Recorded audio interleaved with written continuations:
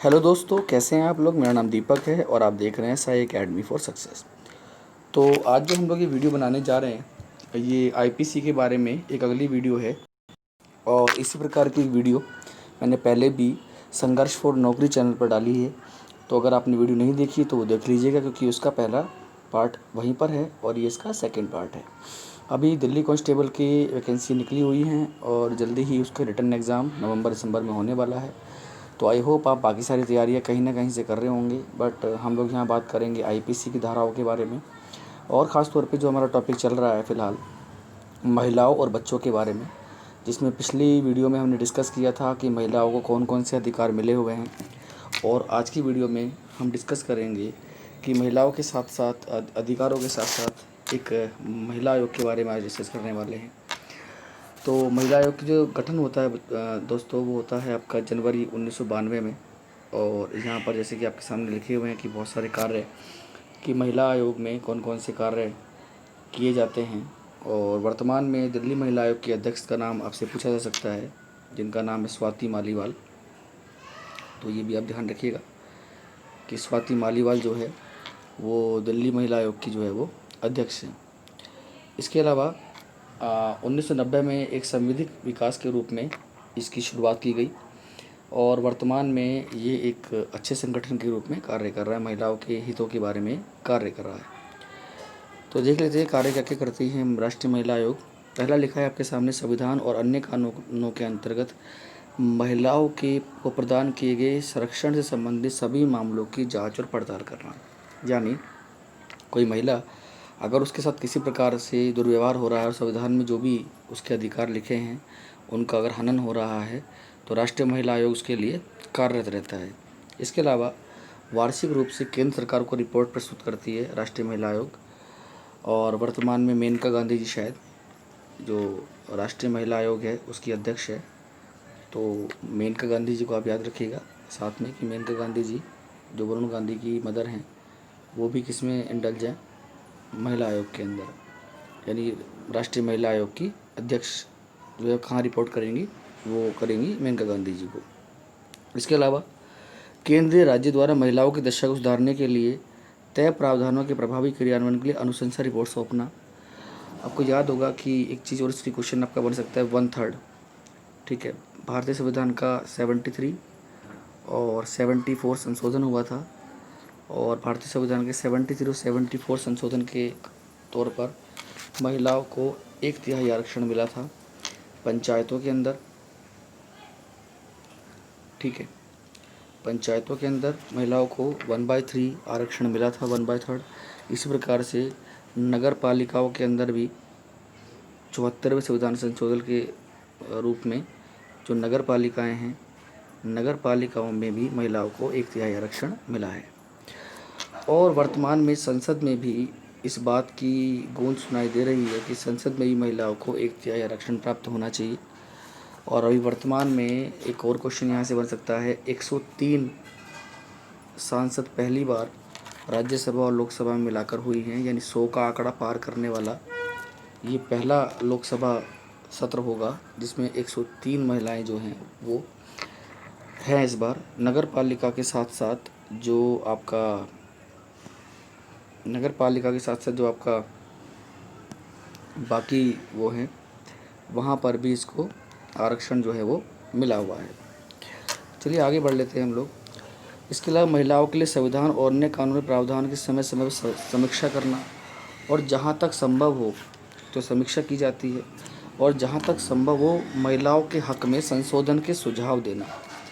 देखो, कल भी हमने बात की थी जो कुप्रथा है, महिलाओं के खिलाफ जो भी कुप्रथा है और जिन कुप्रथाओं का जिक्र अभी जो है वो नहीं है इसके अंदर, भारतीय संविधान के अंतर्गत अभी नहीं है इन कुप्रथाओं का जिक्र तो उसकी समाप्ति करने का जो अधिकार है वो भी हमारे संविधान के अंदर है कि जो कुप्रथा है उसको भी क्या किया जाएगा, समाप्त किया जाएगा। और कल हमने बात की थी 243(6) और 243(9) पर, यानी अनुच्छेद 243। ये भी बहुत इंपॉर्टेंट रहेगा महिलाओं के पक्ष में आपके लिए। पेपर में 243 भी आपसे वो पूछ सकता है कि अनुच्छेद 243(6) और अनुच्छेद 243 ना। तो इनका संबंध किससे है? तो मैंने जैसे आपको अभी बताया, पंचायत के लिए 6 है, 243 6, और नगर पालिकाओं के लिए 243 ना। इनको बाद में संविधान में जोड़ा गया है। तो ये तो बात हुई आपका कि किस तरीके से यहाँ पर चीज़ें चल रही हैं, महिला आयोग किस तरीके से कार्य करती हैं। इसके बाद हम लोग बात करेंगे आज ख़ास तौर पे आपराधिक संशोधन कानून अधिनियम 2003। आपको और हमें सबको पता है कि 2012 में निर्भया कांड हुआ था। तो निर्भया कांड होने के बाद जो सरकार है वो और ज़्यादा सख्त हो गई थी कि जो अपराध होते हैं और इन पर अंकुश लगाना जो है वो बहुत ज़रूरी है।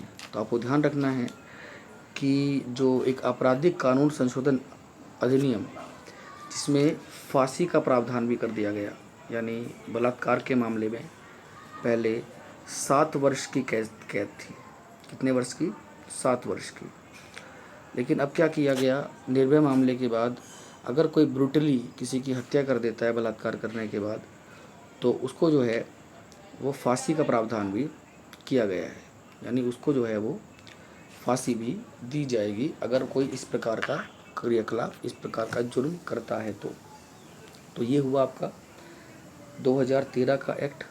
तो थोड़ा सा हम लोग देखो, महिलाओं को हमने अभी तक किया, आप देख पा रहे हैं, ये हमने कल बात की थी सभी के बारे में, 375, 376, और कल मैंने साथ में आपके साथ जिक्र भी किया था लक्ष्मी अग्रवाल के बारे में, आपको याद होगा लक्ष्मी अग्रवाल। और मैंने एक क्वेश्चन और डिस्कस किया था आपके साथ कि जो लक्ष्मी अग्रवाल है, इसके ऊपर एक मूवी बनी है, तेजाब फेंका गया था इसके ऊपर 326 ए। तो किसके तहत, अगर आप देख पा रहे हैं यहाँ पर तो मैं अंडरलाइन करें तो 326 ए तेजाब फेंकने का जो महिलाओं के ऊपर है वो 326 ए है, जबकि 326 बी जो है वो किसी भी व्यक्ति को, महिला को शारीरिक रूप से प्रताड़ित करने के लिए है। तो ये याद रखिएगा, ये हमने पिछली क्लास में डिस्कस किया था।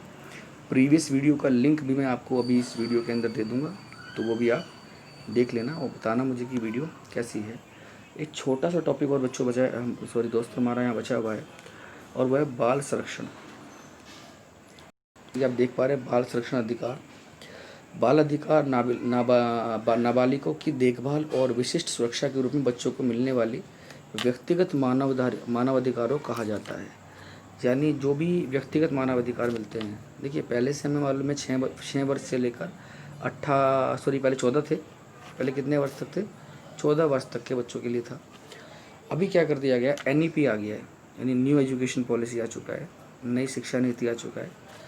तो इस न्यू एजुकेशन पॉलिसी या नई शिक्षा नीति के आधार पर क्या कर दिया गया है कि 6 से 14 वर्ष के बच्चों की उम्र को जो है वो बढ़ा दिया गया है, और वर्तमान में 3 से, यानी हम बात करें 3 वर्ष से लेकर और 18 वर्ष तक के बच्चों के लिए। तो ध्यान दीजिएगा, अगर पहले का पूछे तो वो क्या था, 21 के तहत 6 वर्ष से 14 वर्ष तक के था। बट अभी कितना हो गया है, 3 वर्ष से लेकर 18 वर्ष तक को NEP यानी न्यू एजुकेशन पॉलिसी के अंतर्गत लागू कर दिया गया है। अब न्यू एजुकेशन पॉलिसी पे एक क्वेश्चन पूछ सकता है आपसे, मैं लिख देता हूँ आपके सामने कि NEP है, इसके लिए क्या को क्वेश्चन पूछेगा आपसे। तो NEP के लिए क्वेश्चन ये पूछेगा आपसे कि इसके अध्यक्ष का कौन थे, तो इसरो के, ठीक है, इंडियन स्पेस रिसर्च ऑर्गेनाइजेशन, इसके एक पूर्व अध्यक्ष रहे थे, पूर्व सचिव थे, पूर्व चीफ थे, जिनका नाम था के कस्तूरीरंगन। तो जो के कस्तूरीरंगन थे वो किसके अध्यक्ष थे? नई शिक्षा नीति के अध्यक्ष थे। और इन्होंने 2017 में इनकी समिति बनी थी, और 2020 में इन्होंने अपनी रिपोर्ट सौंपी है, और 2021 से जो नई शिक्षा नीति है वो आपकी लागू जो है वो होने वाली है। तो इस नई शिक्षा नीति के अकॉर्डिंग क्या किया गया है, बहुत सारे लोगों को जो पहले जो था तो उसके तहत जो है अब 3 से 18 वर्ष की उम्र कर दी गई है। इसके बाद 2 आप और याद कीजिएगा, 1993 का बाल रोजगार अधिनियम, 1938 का भारतीय कारखाना अधिनियम, तो ऐसे कुछ ये एक था बाल अधिनियम 1993, सॉरी बाल अधिनियम 1993, ठीक है। तो पहला तो क्या है, बाल अधिकार अधिनियम 1993, दूसरा बाल रोजगार अधिनियम 1938 और तीसरा भारतीय कारखाना अधिनियम 1940। तो तीन ये हमारे पास इम्पोर्टेंट चीज़ें हैं। इसके अलावा 21 अनुच्छेद बालकों को शिक्षा का मौलिक अधिकार उपलब्ध कराता है। इसमें एक बात नहीं लिखी है तो बता देता हूँ, 21A यहाँ पर आप जोड़ लीजिए, 21A। और 2005, तो कब आया था ये, 2005 में आया था। आपको याद हो सर्व शिक्षा अभियान की शुरुआत तभी हुई थी भारत में, सर्व शिक्षा अभियान। हालांकि 2001 में ये पेश हो गया था, बट ये पास कब हुआ था, 2005 में पास हुआ था। तो अलग अलग इसके बारे में बातें हैं, आप ध्यान रखिएगा। तो अनुच्छेद 21 आप ध्यान रखिएगा बच्चों के मामले में कि अनुच्छेद 21 है जो बहुत इम्पोर्टेंट है। इसके अलावा बाकी की जो चीज़ें हैं, जो भी बातें हैं, छोटी छोटी वीडियोज़ हैं, बाकी की जो भी चीज़ें, जो भी बातें हैं, मैं अगली क्लास में आपसे डिस्कस करूँगा। तो यहाँ पर मैं कुछ प्रश्न आपसे पूछूंगा, उन प्रश्नों के आपको उत्तर देने हैं। अगर आपने रिवाइज़ किया हो तो आई होप आपको पता होगा। सबसे पहला क्वेश्चन मेरा आपके साथ ये है कि जो दहेज प्रतिषेध अधिनियम है वो राष्ट्रपति द्वारा उसे कब स्वीकृति दी गई थी, इसका प्रश्न आप खोजिएगा, ढूंढिएगा। अदरवाइज़ पिछली वीडियो देख लेंगे तो आपका उसका आंसर मिल जाएगा। तो बताया तो 20 मई 1961 है। इसके अलावा महिला आयोग में, ये इंपॉर्टेंट क्वेश्चन है, प्रत्येक महिला आयोग में कार्यकर्ता वगैरह, अध्यक्ष वगैरह कार्यकाल कितना होता है बच्चों, तो वो होता है 3 वर्ष का। कितने वर्ष का होता है, 3 वर्ष का। तो ध्यान दीजिएगा, इसका क्या मतलब इम्पोर्टेंट या हॉट स्पॉट्स बता रहा हूँ मैं आपको। इसके अलावा क्वेश्चन नंबर 3 देख लेते हैं।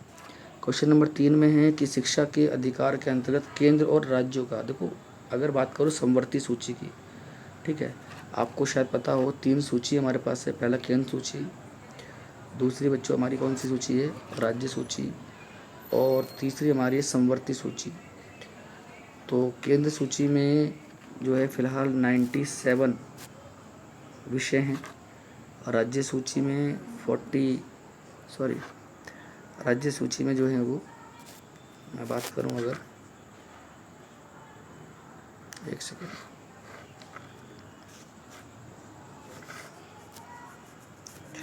ठीक है, तो राज्य सूची में जो है वो 66 विषय हैं, ठीक है। तो 97 विषय किस में है, वह केंद्र सूची में 66 है। राज्य सूची में 49 विषय जो हैं वो किस में है, समवर्ती सूची में। तो शिक्षा एक ऐसा विषय है जो समवर्ती सूची में है। लेकिन अगर शिक्षा की बात करूं मैं, कि जो शिक्षा है हमारी, उसमें जो राज्य का और केंद्र का कितना प्रतिशत है, तो बता दूं शिक्षा के अंदर 65 केंद्र का, जबकि 35% राज्य का है। तो 65% केंद्र का और 65% जो 35% है वो राज्य का रहेगा। एक कल बात की थी मैंने वीडियो में, जो महिलाओं के लिए है स्त्री अशिष्ट रूपण। तो जो भी ये रिवीजन मैं आपको करा रहा हूँ वो आपको जो पिछली वीडियो है, जो लिंक आपको नीचे ही आपको अभी मिलेगा, वहाँ जाकर आप ध्यान दीजिएगा। किसी भी स्त्री को कुरूप दिखाना, उसके सार्वजनिक रूप से उसकी बुराई करना, ये सभी जो कानून है वो कौन सा है, स्त्री अशिष्ट रूपण प्रतिषेध अधिनियम। तो 2 अक्टूबर 1987, 2 अक्टूबर 1987 इसमें जो है इसका जिक्र किया गया है। आई होप आपको वीडियो पसंद आई होगी। Thank you so much.